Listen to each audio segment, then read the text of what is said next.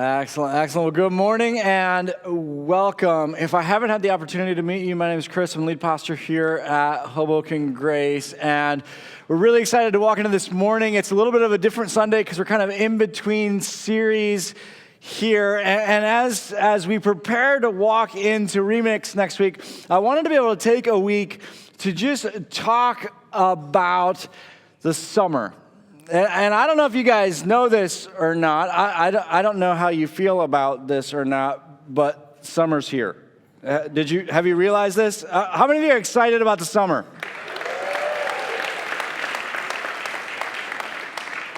Okay, more of you than the first service, which is good because it was kind of depressing in the first service. But even there, I could tell a couple of you were holding back, and I'm wondering if some of you feel the way that I felt this past week, because all of a sudden my kids weren't going to school anymore, and I found myself at the pool with my boys, and I'm like, oh my goodness, summer's here. And rather than being excited about it, I was very, very nervous about it, because I don't know about you, but I'm not ready for summer yet. I'm not ready for summer to be here. I have way too much going on for summer to be here, and you don't want to have a lot going on when summer gets here. Do you feel the same way as I? You don't want to have, and I'm like, oh my goodness, summer's actually here, but you don't want to be busy in the summer. You want to be able to make sure that you can make the most of summer, because you have to be able to enjoy summer, and you have to relax in summer. And I was sitting there thinking, oh, I can't believe it's here. I can't believe that it's here. And I think all of us feel that way. You want to make the most of summer because it doesn't last very long. And all of a sudden it's gone and it's winter again, and you're sad. And now some of you are watching from San Diego and you have no idea what we're talking about, and you won't be able to relate to today. So you should just turn it off and move on, because you don't understand what we go through, and these couple months arrive, and you have to be able to make the most of them and to enjoy them, because you don't know, it might be the last summer you have. I joke with my wife about this all the time, because she gets this anxiety when we're ordering at a restaurant that I'm kind of talking about with summer. The way that it works is this: we sit down at the table and we have our menus, and I choose what I'm going to eat, which is the same thing I always eat, because you guys know me, I'm boring and routine and all that. So I just choose the same thing, and she's looking at the menu, and I always tell her, I say, Anna, choose carefully. It might be your last meal. It might be your last meal. She's like, I just want to make the most of it, and we feel that way when we come into summer. Like I have to make the most of it, and on top of that, it's kind of tricky, because on top of that, we also have the pressure of living in what I call the idol market. And in other words, we live in a place that is better at selling idols than anywhere else in the world. And as Americans, we're good at selling in general. We're good at selling and convincing other people that they need what it is that we have. It started off at the beginning that we actually sold things that people needed. But then everybody had what they needed, and we still needed to sell. So then we figured out, okay, how do we sell things that we don't really need, but we got to convince you that you do need. And we live in a place that's really, really, really, really, really, really good at that. And we talk about these things like needs. Is anyone here a Shark Tank fan? Any of you watch Shark Tank? Like 4 of you. You guys are lying. It's not that bad of a show. Like, you can admit it in public. But for those of you who don't know, it's kind of an entrepreneurial show, and people come on and they pitch what it is that they're selling, and people invest in it and this type of thing. But the thing that's really interesting to me is that they often talk about it that, we have to find a need and then meet that need. And it's just kind of funny to me, because the guy's pitching a sweatshirt that turns inside out into a backpack. Is that a need? Is that really a need? I mean, yeah, it's nice to have. Is it really? But we talk about it. We talk about it as a need, and it's even more than that. It's not just that we're selling something that you need. We're selling something that you need to be alive, right? And that if you're going to live to the fullest, man, you need this, and if you're going to be loved, and if you're going to be appreciated, and then you need this, and if you just drink this, if you drink this beer, you will be on a beach every day. Find your beach. Find your beach. If you drive this car, you can have the confidence of Matthew McConaughey. What is up with that? That's just a weird one. I don't want to be him. What? I don't get it. But we're really good at this and convincing each other that, oh, you got to have this to be alive, and Instagram it contributes to this as well, right? Because it's not just that other people are good at selling idols. Like, we're good at selling idols, and we're good at selling them to each other, and so we take pictures of our happy life and look at our happy life, and we post them, and it can mess with you in the summer because you're constantly looking at people on vacation, and you think they're constantly on vacation. It's just that we only take pictures of ourselves on vacation. So that's all that you see. This next year, we're actually doing a series called In Between the Instagrams. I'm really excited about it. But Instagram has an unbelievable ability to kind of mess with us when it comes to the summer, and I've got to, man, I wish that I was there, and I've got to do this, and I've got to go here, and I've got to go, and it can begin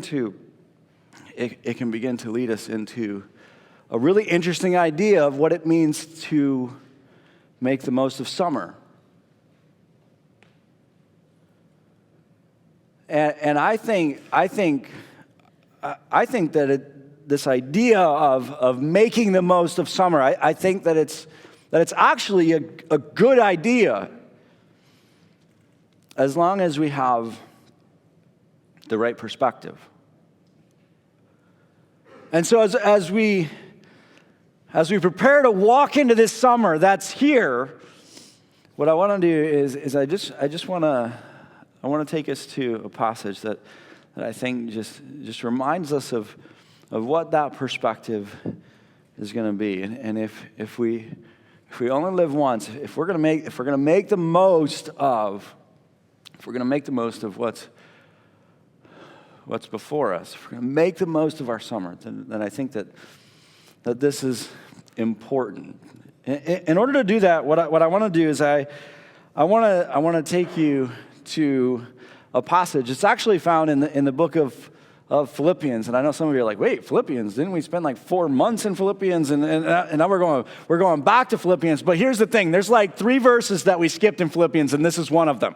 So we're going to go back. I want to take you back to that because, again, I think there's something really powerful here. As Paul's writing to the church, he's talking to them about what's most important. He wants them to know the joy of their faith, and he's been walking them through what that means and what that looks like. He's called them to imitate him, to live like he's lived, to live for what he's lived for. And then he says something interesting. It starts off, Philippians chapter 3, beginning verse 17. It says this, it says, "Dear brothers and sisters, pattern your lives after mine and learn from those who follow our example." Again, he's saying, listen, I want for you to follow my example. I want for you to live for what I've been living for. "For I've told you often before, and I say it again with tears in my eyes, that there are many whose conduct shows that they are really enemies of the cross of Christ. They are headed for destruction. Their God is their appetite." Now, I want to pause here for a second because when we think of this idea of, man, I need to make the most of the summer, and you only live once, this idea can really easily lead to living for this. As a matter of fact, all summer, you're going to hear messages that, listen, you need to make the most of the summer, and so live for this. Live to satisfy your urges. Live to satisfy your appetites. And if you're going to make the most of the summer, then you're going to live for this. And I want to pause there for a second, because I just want to call that out, because it's an easy road to go down.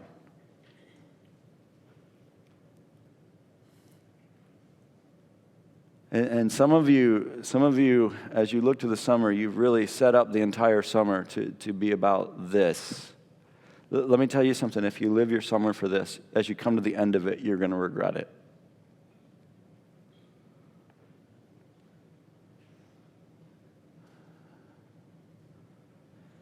Because when you live your life just to satisfy your appetites, there's something that follows really, really quickly after that. And you gotta be careful, because the message that you're gonna hear over and over again is, man, if you're gonna make the most of the summer, you gotta feed those appetites and make sure that you feel good. And it's very, very, very dangerous. He says, I want you to imitate me. And I've told you before that there are those who just live to satisfy their own appetites, and they're headed for destruction. It says they brag about shameful things, and they think only about this life here on earth. And it's interesting, because as he talks about appetites, he connects it with, and it's tied to this idea that, no, this is all there is. I'm living for today. I'm living for the moment. I'm living for what it is that I can see. And again, you're going to hear this message over and over and over again. You're going to be tempted throughout the summer to live for that.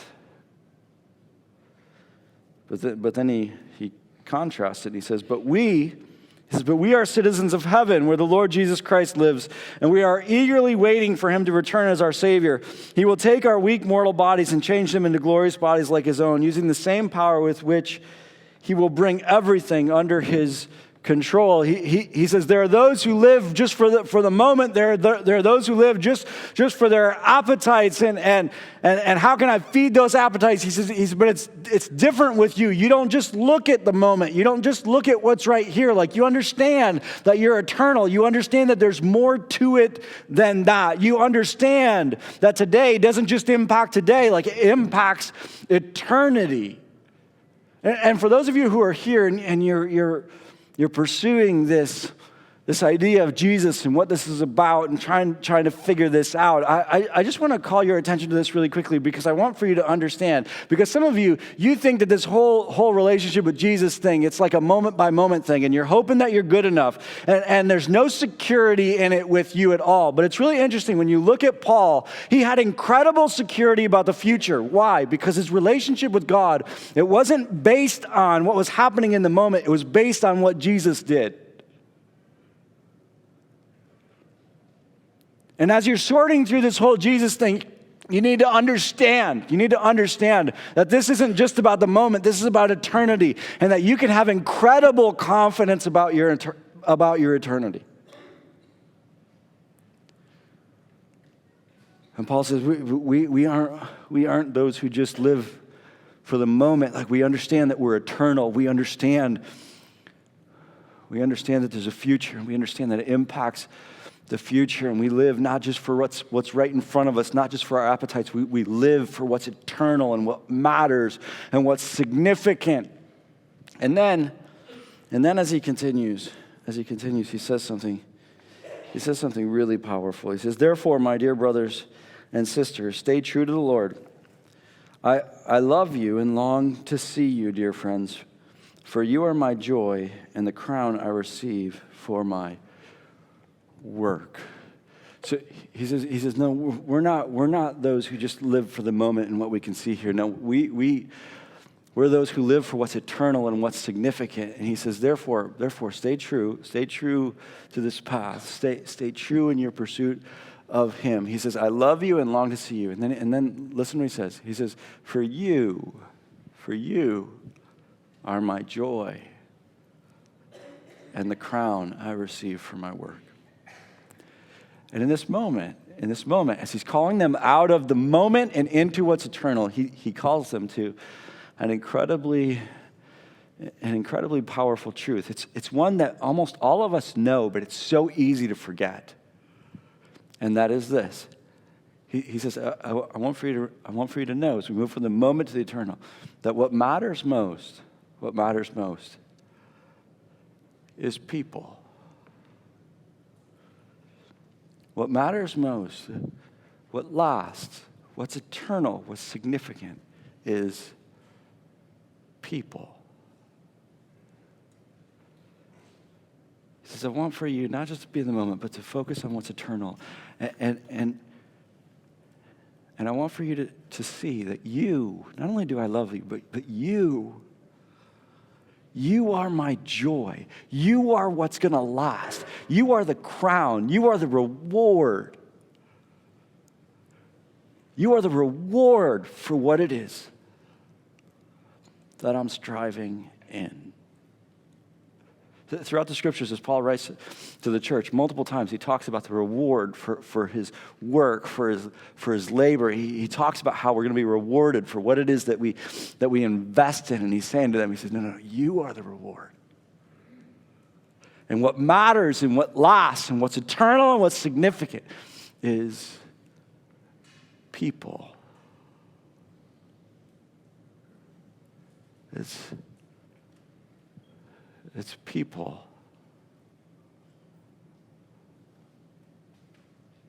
But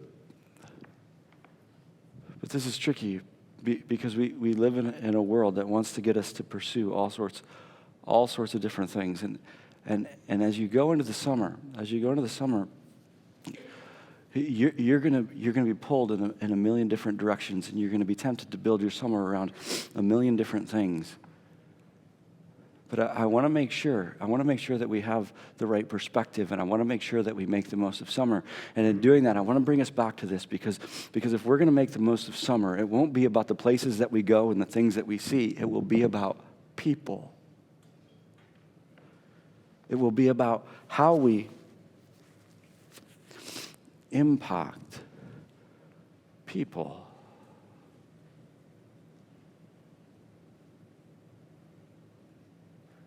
One of the problems that we have here at Hoboken Grace is that there's too many young people, and what I mean by that is this: a lot of us were young and we don't know anything. And in case you weren't offended by the first statement, the second one should do it. And I still include myself in that, although I'm not sure that I can anymore. I turn 40 in a couple of weeks here, and I know I'm shocked when I look in the mirror too,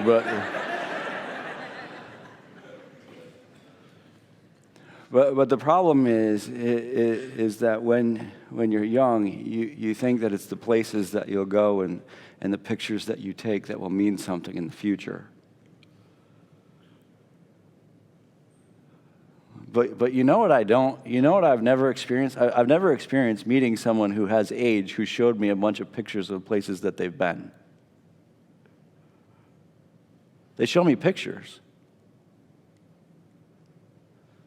But it's not of places. You know what the pictures are?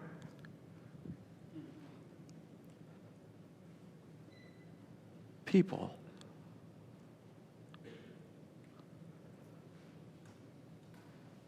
Why? Because what lasts, what's significant, is people.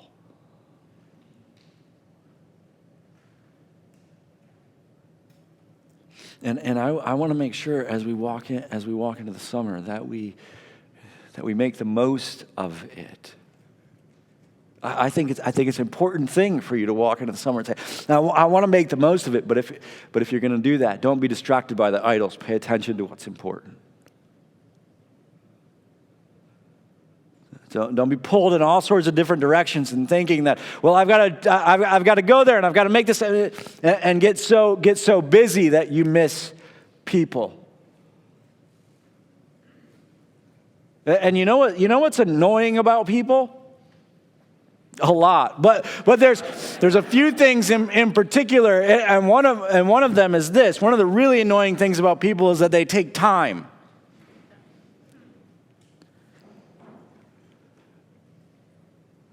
And that you have to create space for them, and you rarely ever impact people accidentally. You have to create time, and not only that, even worse, you have to create time when you have energy. I learned this when my boys were first born, because I decided I was going to be a dad who was home, and so I'd go to work early and I'd work super, super hard, and I'd make sure that I was home.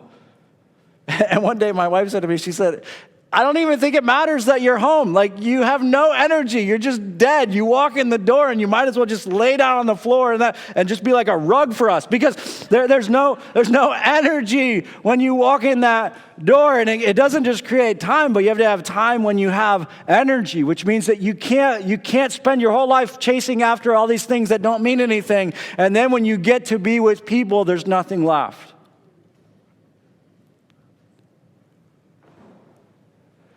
It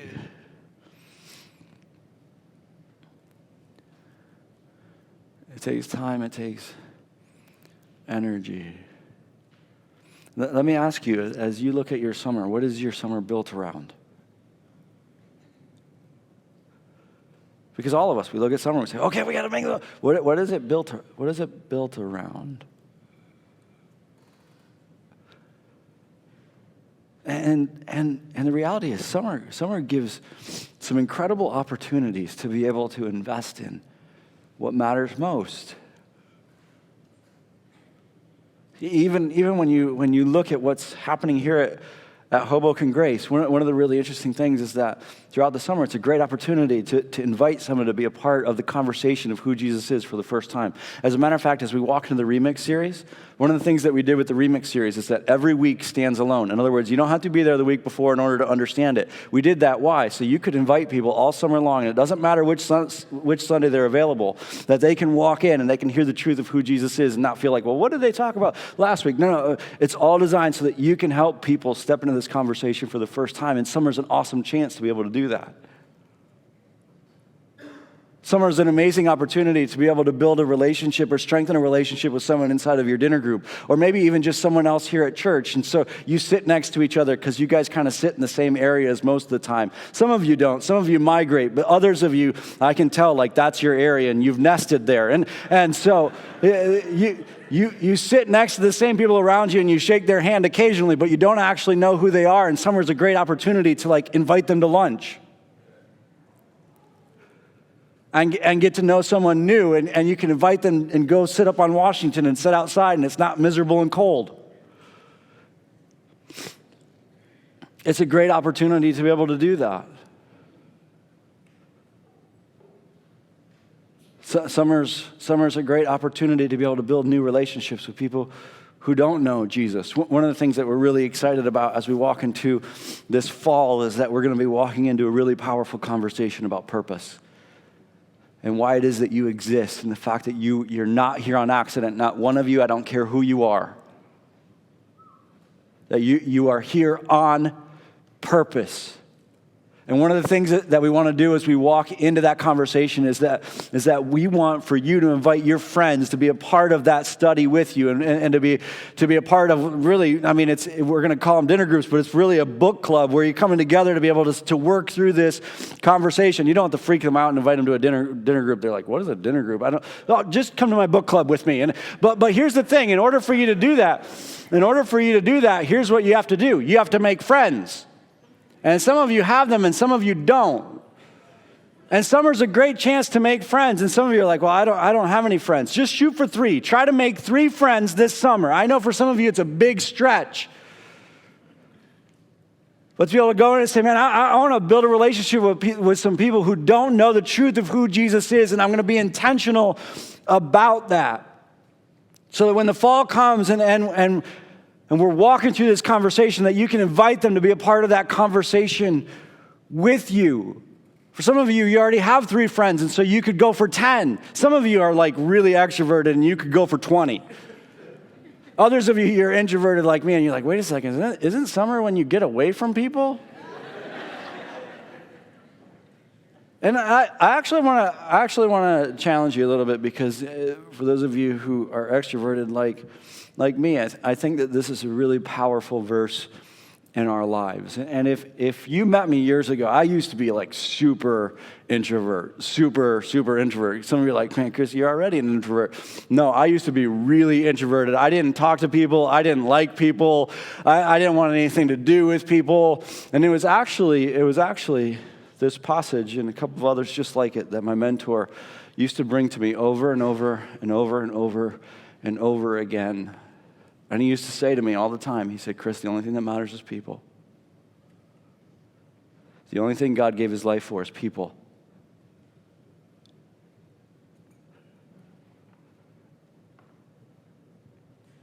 And I had to make a decision in my life. Was I going to build my life around my personality, or was I going to build my life around what matters? And I had to challenge myself and push myself. And for some of you, it's not a joke what I said earlier, like 2 friends, like that's a crowd for you. But here's the thing. What is it that lasts?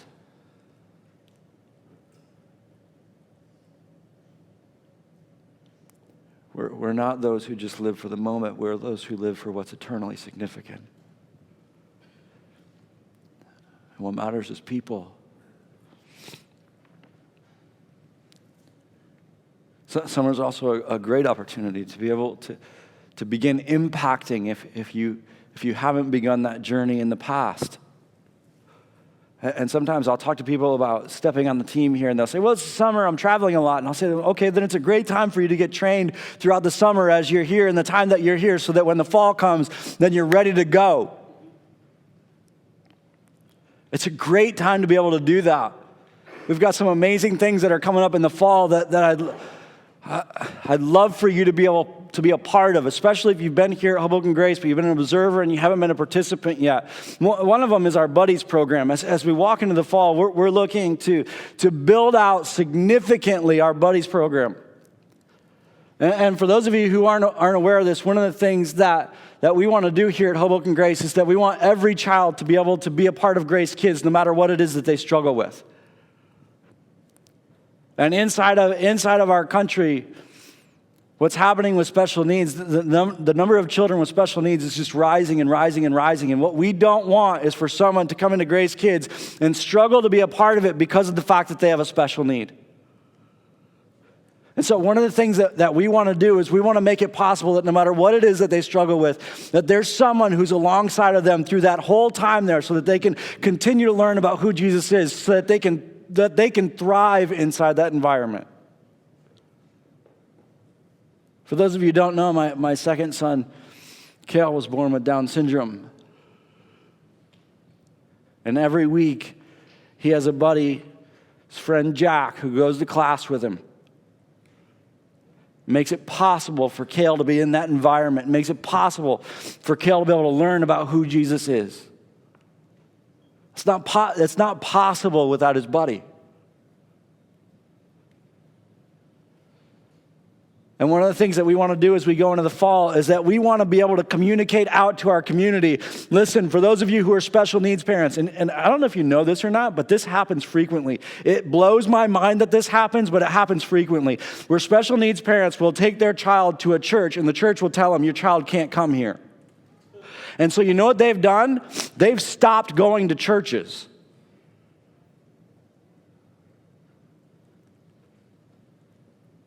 And we want to be able to communicate out to our community, listen, this is a place for you. But we don't want them to show up and then us go recruit a buddy for them. We want to be able to have a group of people who are prepared and ready. And listen, you don't have to have special training to do this. We will train you and prepare you and get you ready for this. But to have a group of people that are ready so that when they show up, we're like, let's go get them and let's go.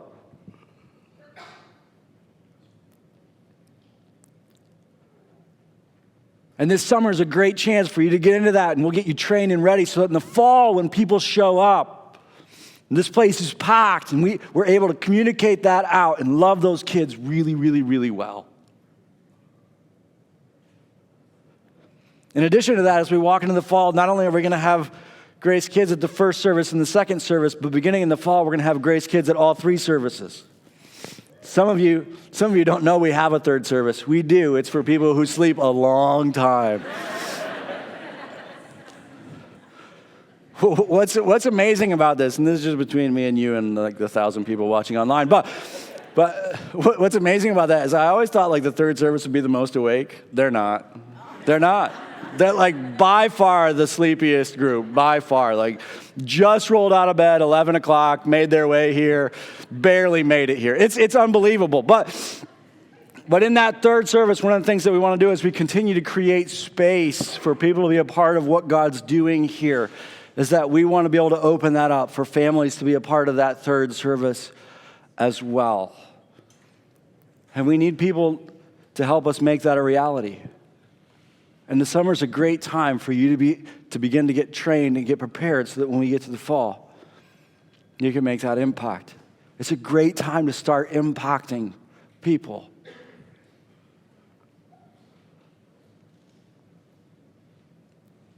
As we walk into this summer, what is your summer built around?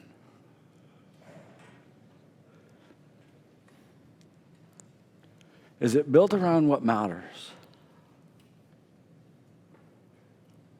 And oftentimes the reality is you don't have to change your plans all that much.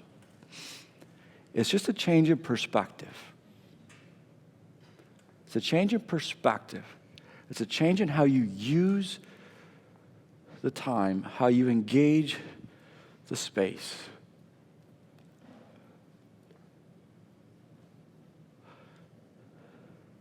Let's make sure we don't come to the end of the summer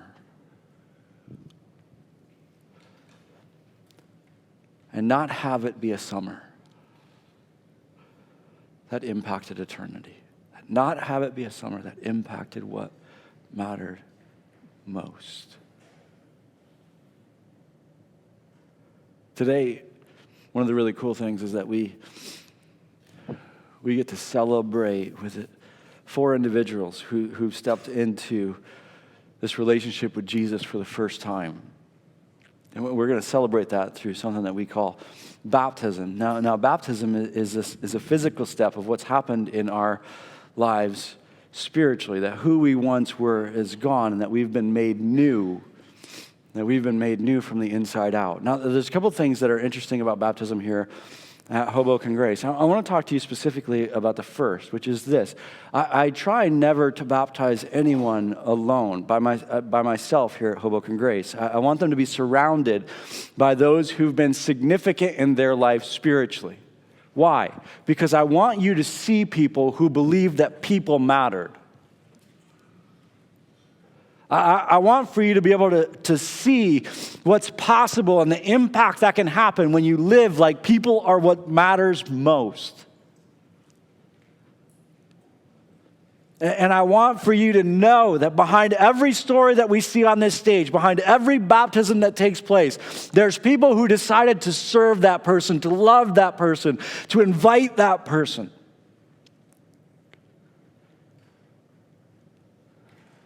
And today, as these individuals take this step, I hope that it will ignite in us, maybe for the first time, or that it will fuel the flame in us to live our lives, not just for the moment, not just to feed our appetite, to live our lives for what matters most, what Jesus gave his life for. which is people.